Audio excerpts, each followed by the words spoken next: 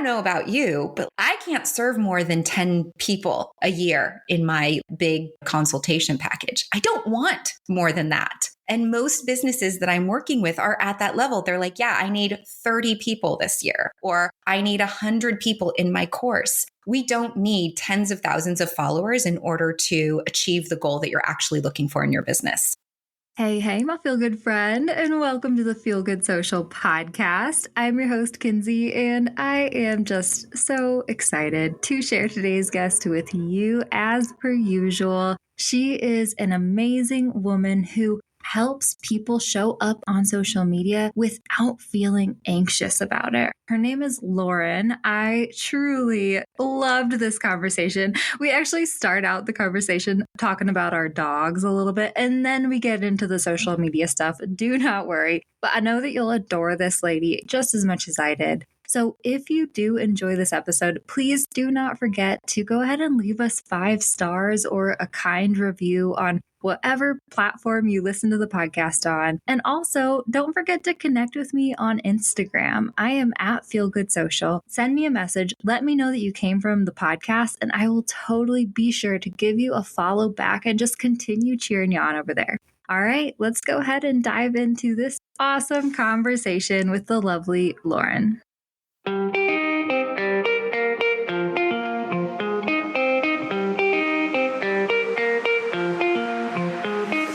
Hey, friend, and welcome to the Feel Good Social podcast. I'm your host, Kinsey, and I'm here to help you market your business in a genuine way that works without wasting your precious time. On this show, we chat about social media strategy and mindset tips with a focus on, you guessed it, feeling good. So sit back, relax, and enjoy some genuine conversation for the good of your biz. Hi, Lauren. Thank you so much for joining us on the Feel Good Social podcast, lady. I'm so excited to have you on the show. I am so honored to be joining you in your laundry room. Yeah, you guys, I had to move my normal recording spot, which is my office, to the laundry room because there was a loud truck outside the window throwing concrete around. So hopefully this goes okay. But actually, our internet Wi-Fi is in the laundry room. So I'm feeling like this might be a better option, actually. Yeah. I don't know.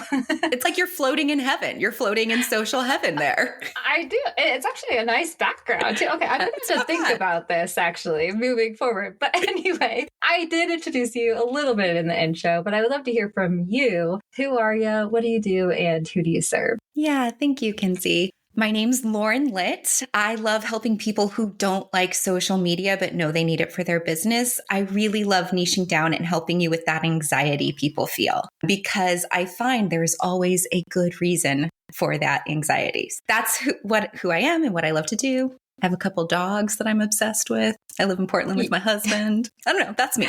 Yes. And we relate in that aspect too, because I'm a dog mom of 3 and I talk to them like they're my children, like my human children.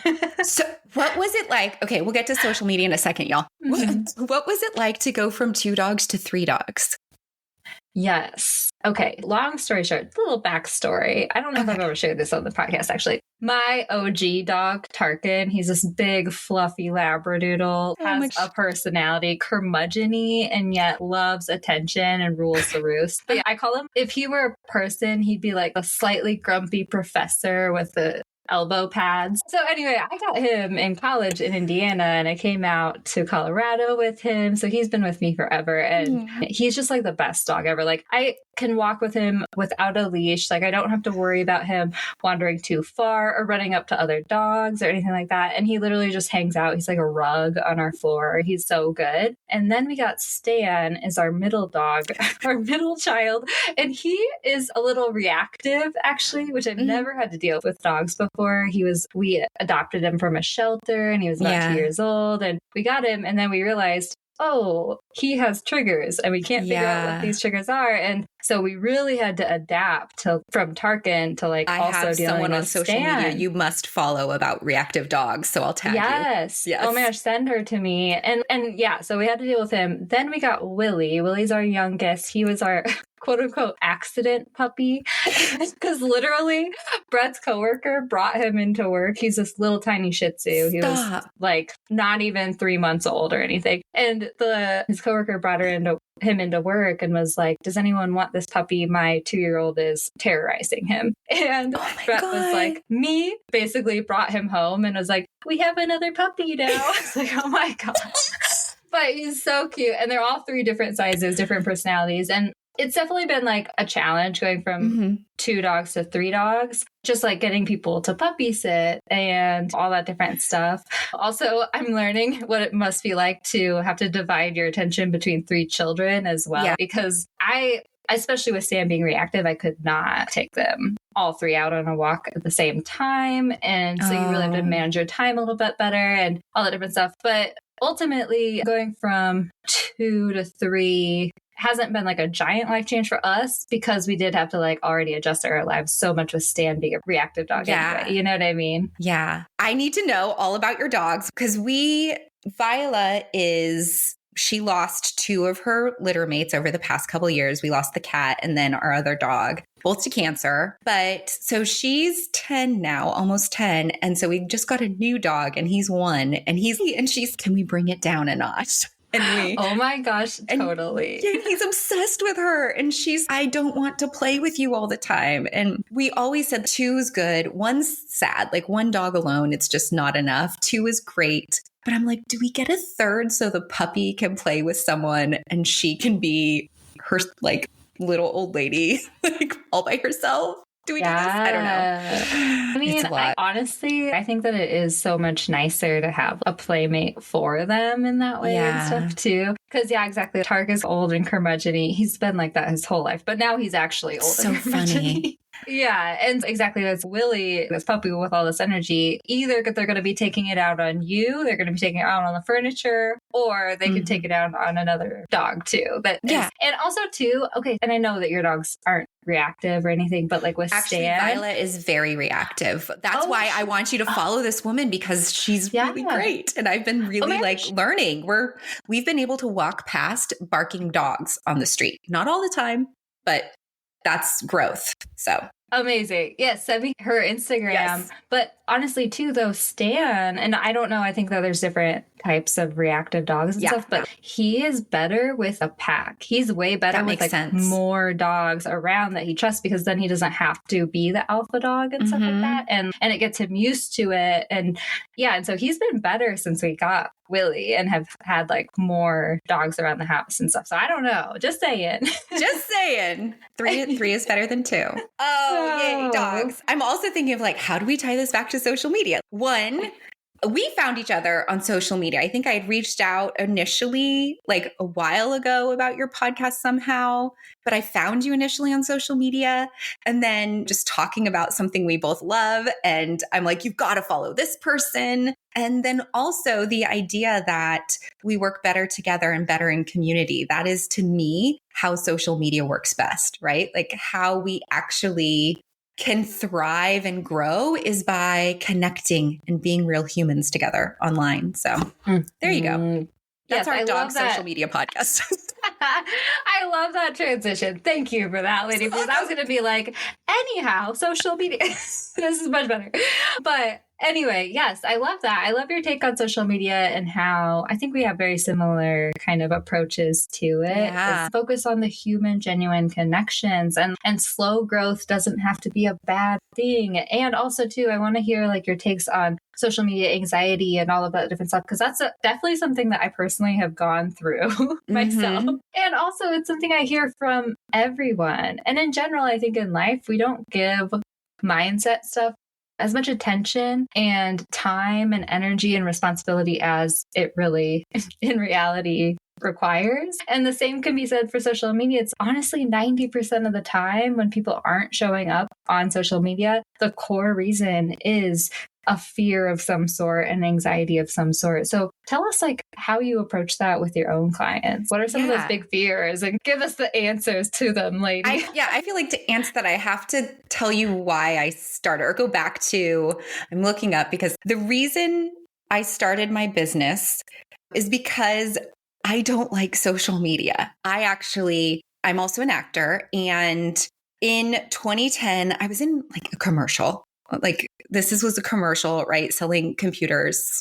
Let's calm down, people. But people got really upset and they found my MySpace page and I was doxxed like back in 2010. And it was really scary. And I swore off social media completely. Fast forward a couple years and I'd created a web series and my partner was like, we have to actually be on Twitter so that people will find our web series and we can get funding and all this stuff. And I was like, absolutely not. And she said, okay, you can be the brand voice, right? Like we had this 2 craft ladies handle. So nobody needs to know that you are the person doing this. So we don't have to put you out there and have people hate on you. And I did that and we hit our funding goal and made a little bit more. We had this fabulous launch. People were watching the show. People were engaging with us. And I was like, okay, social media can be terrible. I had a very scary experience. And then social media can be fantastic. So how can we utilize the power of it and still protect myself? And then how can I do that for others? Because I saw a lot of artists who weren't able to show up online because they were afraid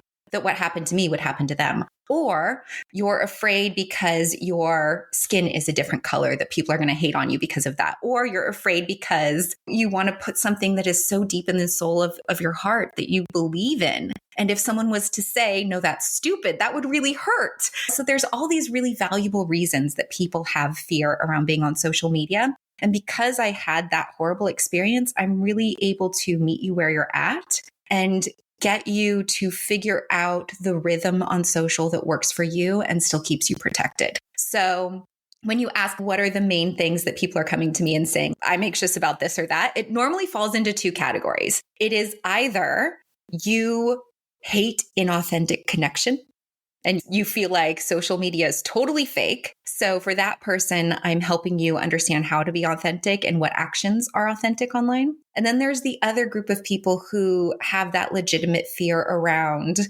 being othered or have I'm putting my heart and soul into this business and it's going to really hurt if someone says no. So those people, it's a mindset thing that we work around. So those are the 2 groups of anxiety on social. Oh my gosh. I relate to both of those.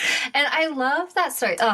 My audience has heard me say this probably so many times, but I love it when your business is rooted in a personal experience that you have gone through. And so that you can totally and deeply connect with your audience and understand where they're coming from and help your ideal customers in like a way that is more personal than just like selling them something, right? Yeah. And it just makes so much sense and it just makes your messaging so powerful and all that stuff. So I'm geeking out about this. And I'm so sorry that you got trolled. When you brought up MySpace, I'm like, oh my goodness. Yeah. And way back in the days, you're an OG person who's gone through this. And I think it's cool too that like when it comes to social media stuff, and I don't know, this might have changed through the years and stuff, but I feel like a lot of people are afraid of getting trolled. And a lot of people's responses to that is it's probably not going to happen. And, or if it does, then whatever, you can get through it. You're mentally strong enough to get through it versus like you said, protect like how they can show up in an authentic way and also protect yourself. And so I think that's really interesting and something that I haven't heard a lot of people talk about. Instead of just like, show up and if the trolls happen, you'll deal with it then versus show up possibly in a way that is like intentional and can be protecting yourself proactively or something. Yeah. So like, what does that look like for you? So it looks like understanding what will happen when that does happen. Because if you're afraid of it, you're afraid of it for a reason because you've actually seen it happen in the world, right? So let's put a plan in place for when it does. And for me, I don't believe in simply deleting things and pretending like it didn't exist or it doesn't exist because in a way, we're gaslighting people, right? So if someone were to come on my profile and be like, redheads effing suck and you're the worst people in the world, and I just deleted it and was like, oh my God, that's awful, then I would be negating every other redhead's experience of being like, yeah, people have told me I'm ugly or people have told me I'm the redheaded stepchild or whatever. That negativity exists in our world. And so the way I believe we approach it is by saying, this is hateful language. I don't accept it in my community. So if you do it again, you're gone. And this shows people, I worked with a woman who is very visible within the acting community, and she's big in the LGBTQ plus space. And we had to deal frequently with this kind of problem of people coming on with a lot of hateful speech. And there was one particular time where we had done that response saying, this is hateful speech. It's not approved here in our community. You do it again, you're gone. And this person reached out to her and said, like, so emotional about it today, but they said, thank you so much for standing up to them. This person has been trolling me for months, and I have felt so alone, and I have felt killing myself. And the fact that you stood up and then everybody else has reached out to me in such a loving manner, I don't feel alone anymore. That's power. So to take something so scary and turn yourself into an advocate for not only yourself, but for others in your community is a beautiful thing. And so that, if we have that plan in place, yeah, it's terrifying when it shows up, but then you know exactly what to do when it happens. And also, thank you, Instagram and Facebook, for being so on our side that we can flag certain words and flag certain things as these aren't acceptable, and they will automatically remove those. So potentially you don't even have to see that stuff. So that is how we deal with it. Wow.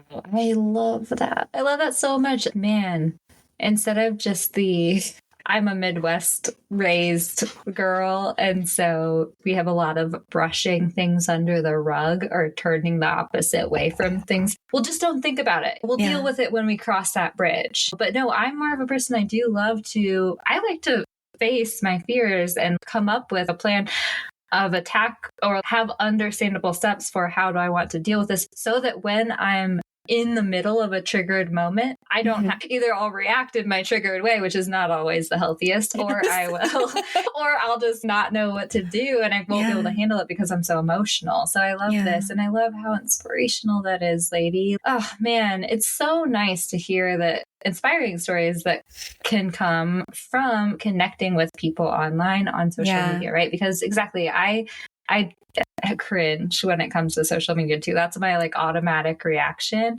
And so and it's really here's where we are. And so it's so good to hear the inspirational stories, remember them and think, how can I do something like this in my own community? How can I make this like small impacts every day? And also too, man, I'm gushing right now, but I think that so many people are focused on the numbers of everything when it comes to social media and stuff. Yeah. And that drives me crazy because I think that the most impactful things are the stuff that happens on like that one-to-one level, right? I tell people all the time, it's who the hell cares how many people like your posts? There's so many different things we could say to discredit that likes are what makes a post successful. But also, it's even if only one person read your caption today, if they like got something out of it, that is impactful. You are like making a difference in the small ways that all add up. And isn't that so great to celebrate and think about? I don't know. Yeah, no, I'm totally with you. This is why I knew I was like, we're going to have a great conversation. Just like binging all of your stuff. I was like, yeah, yes, and to everything you say, Kins. But I also want to remind people, because mostly I'm working with businesses who are at that 6-figure mark, like you're just tipping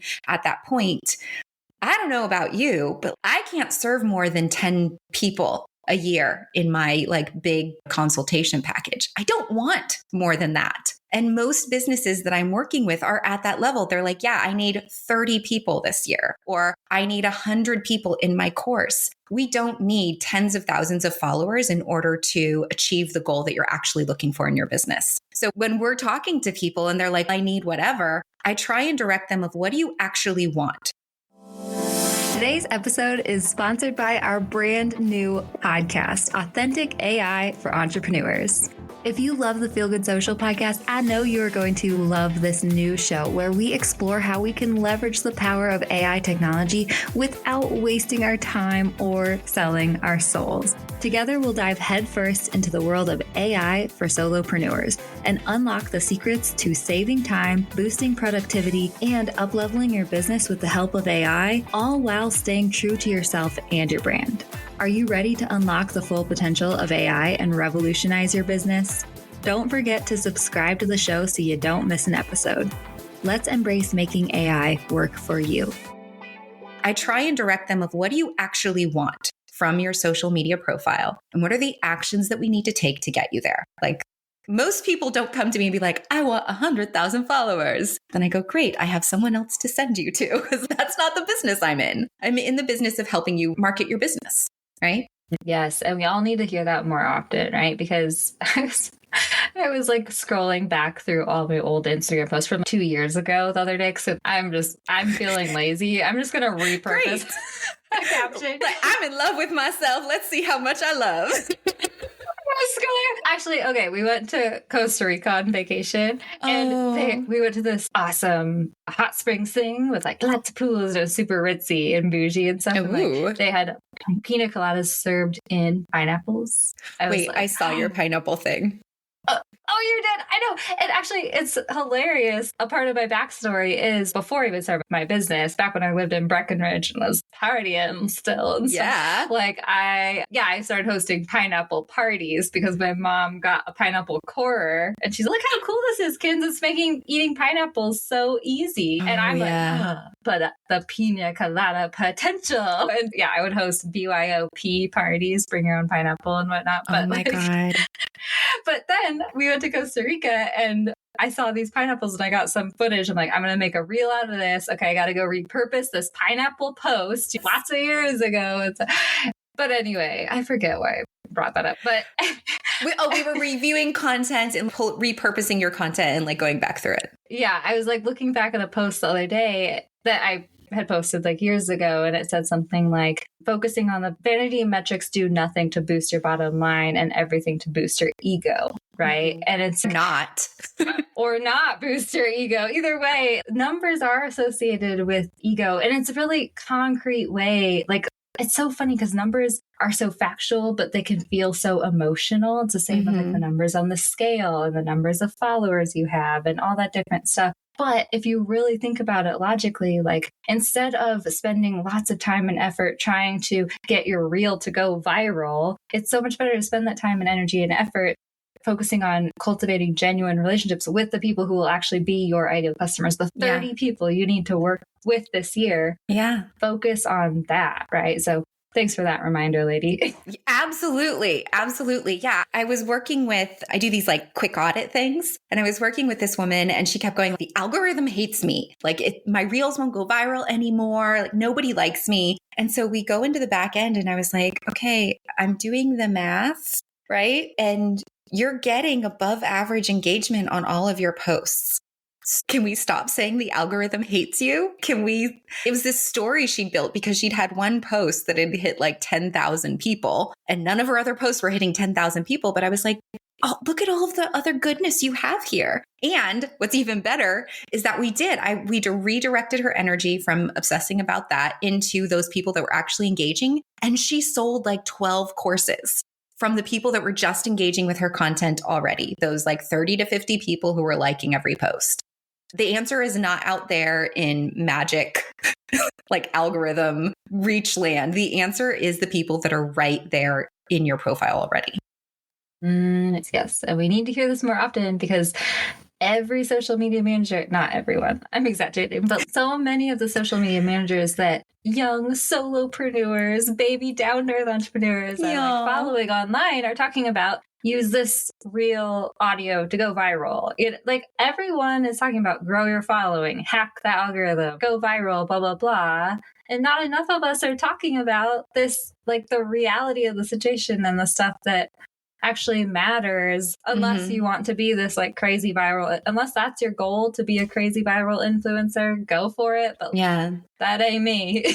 Yeah, 1,000%. I always tell people like the advice that you're hearing, all these shoulds are coming from two different people, right? It's a social media manager who at minimum is spending 40 to 60 hours a week doing social media, or it's an influencer who that is their job.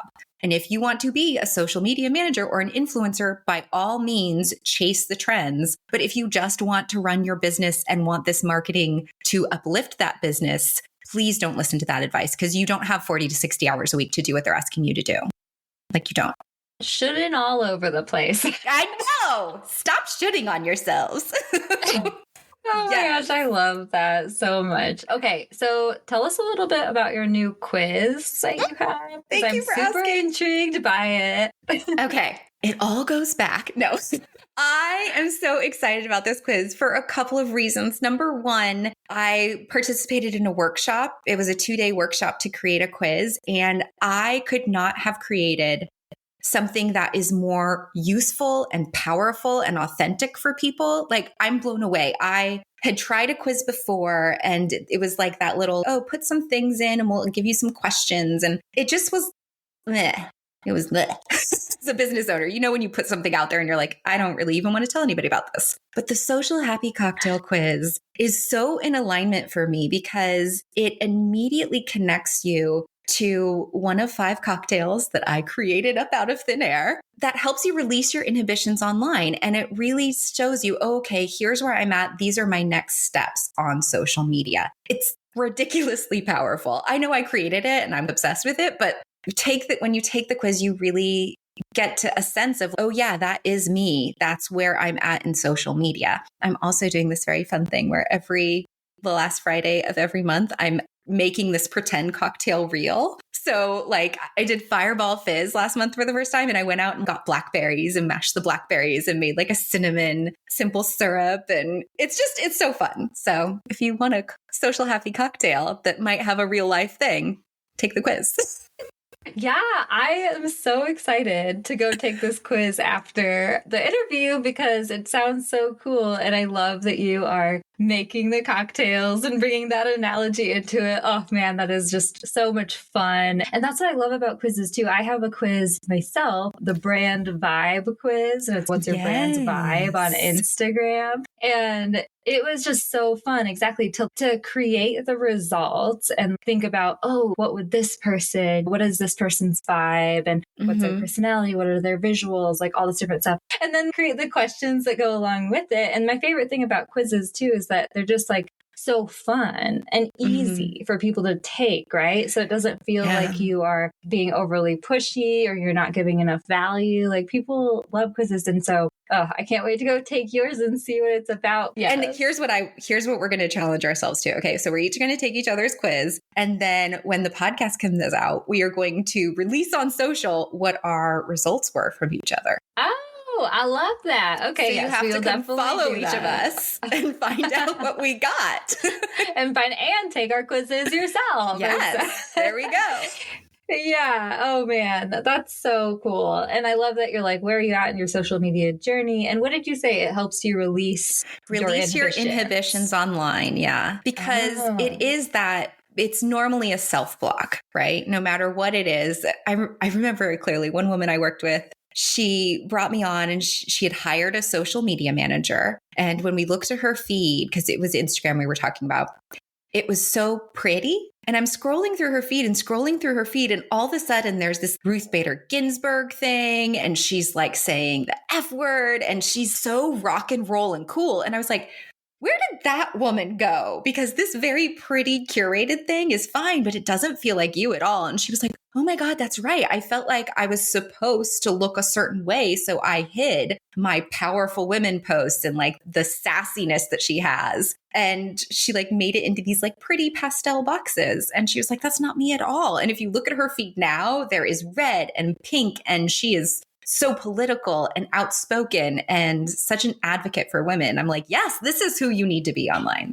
That's such a big part of my personal story. And my listeners have heard me say this so many times, but just going through a time of showing up as who I think I should be and trying to fit myself into a certain box. And then over time realizing like, no, I just need to show up as myself because that's who I am. It's easier for me. And it also is more magnetic and attracts the people who actually get me, who will get the most out of working with me, right? And all the different stuff. And I feel like some people are nervous about being political, about showing up in an outspoken way or whatever authentic looks like for you. Because it is scary to put yourself out there online and you might get pushback like you've experienced and like a lot of your clients have experienced too. And so that really, I can see how that goes hand in your business. And there is a woman who I've worked with before who I absolutely adore. And she actually had one of those experiences where she was posting like just being her authentic self, just posting in the moment, being somewhat outspoken. And then she actually had pushback from her family about it. And that was really hard for her to go through, just because family is so personal and stuff. And so it's taken her a while, years, to like come back around to even posting again and posting about the issues that she cares about again and feeling confident enough to show up online and stuff. Do you have any tips for people for like how to regain that confidence after they feel like they've been punched in the gut? You know what I mean? It's so hard. I think that what helps is clearly identifying the content that you feel super comfortable sharing online, right? Okay, here's the things that I feel comfortable with. Here's the red flag topic, right? That I got the commercial I was in that maybe I don't want to talk about right now, right? But so we go, okay, if this is a cool topic, easy to talk about, and this is your red hot topic, how can we slowly get you closer to talking about that? Because when you have blowback from something, it's because you've connected with some kind of truth. There were a lot of people that reached out to me who were angry at me, but there were also love letters written about me online. And I know it's weird, but I was selling a computer, guys. It wasn't a big deal, but there was also a huge amount of love. I was in the New York Times. I was in People. Like all of this good stuff happened too. But that bad stuff, we put more focus on it. And so the reason why I was great at selling a computer, who knows? But I was being myself, and it took a while to get back there. But if you can identify where those two places are and just be like, okay, I'm going to take one step closer to where that other space was. And I don't know, sometimes family sees us as our 5-year-old version, and we just have to get comfortable with ourselves and be like, I'm not her anymore. So yeah, sorry. Yes.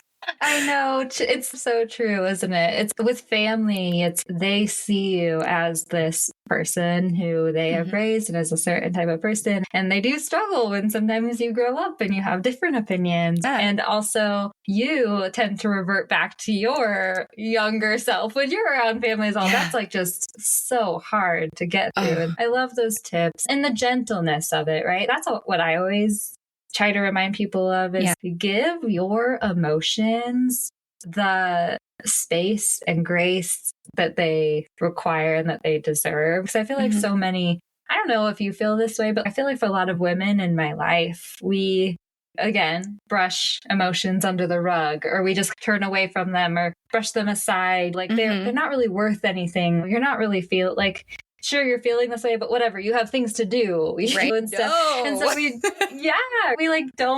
we don't turn toward them and give them attention. And that's what we need to do and allow space for, don't you think? Absolutely. And I think that I'm 41 now. I turned 40 a year and a half ago or whatever. And really leaning into how I'm feeling and where I'm at in my cycle, in my emotions, has really changed and relieved a lot of stress for me, because we do have those times where just these things are so irritating and you just want to, I don't know, close your business down and run away. And paying attention to what is irritating and why it's irritating is really important, because it's not just because you're being quote unquote bitchy, right? There is a reason that thing keeps coming up for you. And so if we can address it, and maybe not in the moment when we're so upset, but look back on it and be like, oh yeah, I was feeling that way. What was it about that situation that set me off, and how can I change that? I've changed almost my entire business because I was feeling so depleted. And social media, we have big burnout in our industry. So I hired people and shifted how I'm appearing. And there's a lot of changes I made because I was just really angry all the time. Yeah. I love you just sharing that with us. And I did want to ask you, we were chatting a little bit before we hit record about how you have ADHD and you got diagnosed a little bit later in life. And I shared that I haven't really chatted with anyone about that on the podcast, but it's just so, I think, common a lot and like relatable and interesting. Can you share a little bit about your journey with that? Yeah, I'm so new to this place. I'm still in the place. I have a coach who's amazing, an ADHD coach. And I actually have her because I was helping her with her social media. And I was like, Rachel, a lot of what you're talking about feels really connected to what I'm going through. And she was like, let's take you through the assessment. And gosh darn if I wasn't definitely saying yes to 13 out of 15 of the questions. A couple things that were illuminating to me: ADHD, there's actually no ADD anymore. What they've learned is that hyperactivity, some of us just internalize,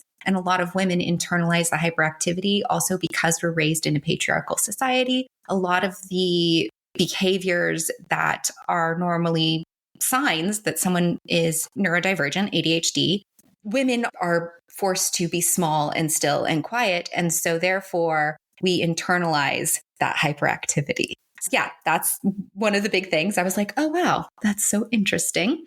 And also just looking back over my life, there's been some grief around getting this diagnosis and being aware that I could have had accommodations through my life that would have made things easier. But here I am now, and I'm learning about these things, and I'm making those accommodations for myself. One of the things that I do that is hugely helpful, which seems so easy, is I co-work all the time. I have someone on Zoom on the other thing, and they're doing their own thing and I'm doing my own thing. But one of the things about ADHD is if you're left to your own devices, like squirrel all day long, right? I co-work 3 or 4 times a week just to get through my day. But yeah, it's hard, and it's also a relief.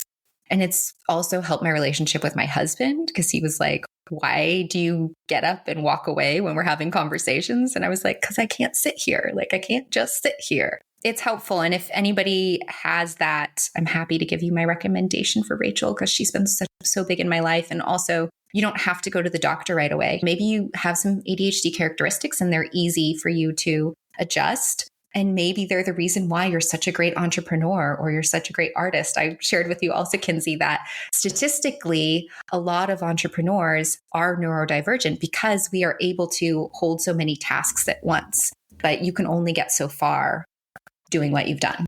Yes. Thank you for sharing that with us, lady, because exactly, that's why I love these podcasts, because just having conversations with each other as like we're all going through it and learning from each other, hearing each other's stories is so, so powerful for like realizing things about yourself and thinking, I wonder if I could do things differently. I love the co-working oh my gosh thing too. I'm obsessed. Yeah. How do you have a co-working group, or do you just co-work with friends, or how do you do that? I try. So it's hard to co-work with friends because then you're friendly, right? Yeah.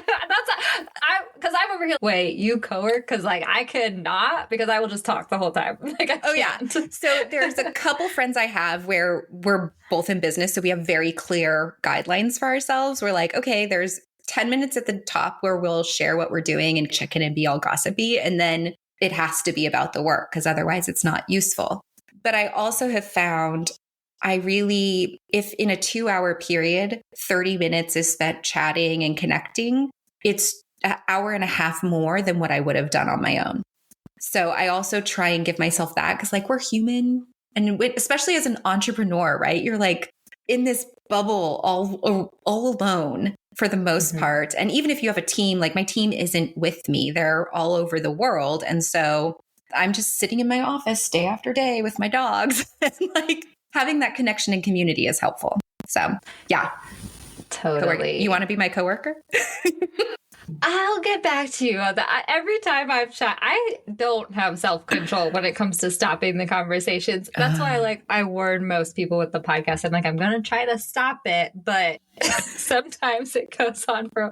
But anyway, you might be fascinating. But you might be extra. Oh, I know. No, I'm trying to set boundaries with my own self lately. Be like, no, kids, because leave them wanting more. Always. But yes, I love that idea. And I like to remind myself too, and this happens, podcasting is my way of connecting with people like this and stuff. And I find there are days like I get so lonely and in my head if I don't have conversations with other entrepreneurs for a week at a time or something. And there are days when I'm just like sitting by myself and just so frustrated and feel like I'm hitting a brick wall when it comes to working and just trying to force myself to do things. And I'm actually more productive on the days when I do have podcasting interviews, because I feel like it energizes me and it lights me up and it gets me excited and makes me think about things in different ways and stuff. And so I'm glad that you said that too. I hate when people beat themselves up for not being productive. And it's whatever distracted you, whatever you're procrastinating yourself with, you probably needed that, you know? Yeah. And also the work I do, the work you do, the work most people, women that I'm working with, we're not in a factory putting a cog on a wheel 8 hours a day. Our brains weren't meant to work for 8 hours. That's this weird thing that happened in the Industrial Revolution. I've found actually big freedom for me. I do busy work in the mornings. So I'll answer emails and do whatever. And I take a 3-hour lunch. And then I'll work another 1, 2, 4 hours starting at 3 or 4 o'clock in the afternoon, because that's when my brain's okay, I'm ready to do a deep project. Giving myself that freedom to be like, I don't work from 8 to 5. I work from 9 to noon and then from 4 to 7. And it's beautiful. That is amazing. So don't expect these weird, I don't know, who did that? Not us. Yeah, I know. Creativity takes white space. Like, Yeah. it takes exactly what you just said. We're not just doing busy work. And also, we, as entrepreneurs, can't really just leave our work at work either. So it's just like giving yourself that space to be creative, to figure out your own workflow and how your energy works and when you have the most brain power to spend on things. And it doesn't have to look like we were told it should look growing up. And also, as women, we're often running our households, having dogs or children. There's a lot of other responsibilities that we have. And okay, maybe we don't work 8 hours a day. Maybe we work 5 hours a day. But those 5 hours a day are super impactful and powerful. And then you get to go on with your life. That's why I created a business. I created a business to support my acting career. I didn't create a business so that I would sit in a room 40 hours a week. Yes, just do your business your way. Yes, just do it, right? Just do it. I love that so much. And I'm going to stick to my new boundaries that I'm setting with myself. I'm going to have to end this conversation, even though I love it. And I could probably talk to you forever. But anyway, Thank you so much for coming on the show. Can you share everyone where they can connect with you, find out more about you, tell us anything that you're working on right now? Because I know they'll want to do that for sure. So great. Kinsey, thank you so much for having me. If you would like to come and follow me on Instagram, it's at lauren.litt. That's Litt. I like to tell people, like, let's do a hero platform and not do more than you need. So Instagram is my hero platform. Come join me there and definitely take the quiz. It's in the link in my bio, and it's the Social Happy Cocktail Quiz. And I cannot wait to find out what you get. So very exciting. Excited to take it. Thank you so much, honey. I've so enjoyed this. Oh, me too. Thank you. How great was Lauren, you guys? She is one of those people, like, literally, that was the first time we had actually seen each other or talked in person, but it immediately felt like best friend status. You know what I mean? So I know that you picked up on her energy and loved her just as much as I did. So don't forget to connect with both of us on Instagram. I am at Feel Good Social. She is at Lauren Litt. They are both linked in the show notes below. We would love to hear from you, connect with you over there, because then we can just continue cheering each other on and supporting each other in the Instagramosphere. Okay, I hope you have a wonderful rest of your week, and I will catch you next time I catch you. Thanks so much for listening, my friend. For show notes and a whole lot of other awesome freebies, visit feelgoodsocial.com. Simply go to feelgoodsocial.com for all the goods.